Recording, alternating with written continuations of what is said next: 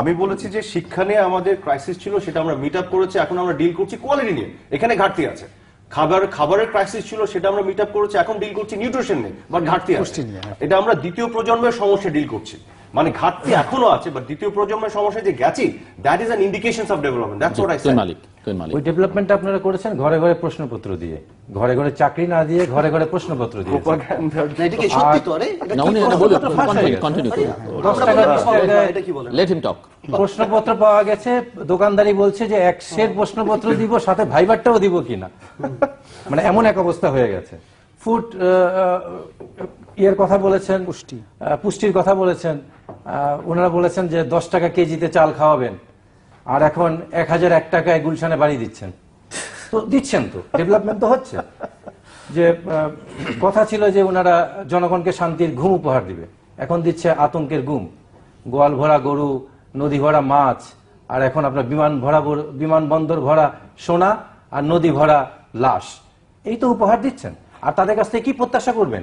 যেখানে সৌদি আরব থেকে পরশুদিন দুম্বার মাংস আসলো, ঝিনাইদহের ছাত্রলীগ যুবলীগ 80 কার্টন দুম্বার মাংস লুট করে ফেলেছে। যারা মিসকিনের দুম্বার মাংস লুট করে খায়, যারা মুক্তিযুদ্ধের সম্মাননা ক্রেস্টের সোনা চুরি করে খায় এবং সে কাঠ পর্যন্ত চুরি করে খায়, তাদের কাছে গণতন্ত্রের আশা করা আর গাধার কাছে দুধের প্রত্যাশা করা একই বিষয়। আপনি কিভাবে হবে? একটা কাদা মাটিকে পরিবর্তন হতো আওয়ামী লীগ, একটা কাদা মাটিকে আপনি যখন পোড়াবেন, এটা যখন ইট হয়ে যাবে, যতই এতে পানি ঢালেন না কেন, এটা আর নরম হবে না। আওয়ামী লীগ যখন বাকশাল হয়ে গেছে, ওকে যতই গণতন্ত্র শেখান, সে আর কোনোদিন গণতান্ত্রিক হবে না। এটা সম্ভব না, তাদের বডি ল্যাঙ্গুয়েজে নাই।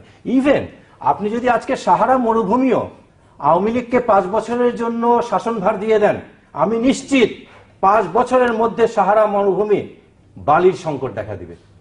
তারা এমন একটা দুর্নীতি রেকর্ড করেছে, না বালির সংকট দেখা যাবে। কি করবে জানি না, কি করবে।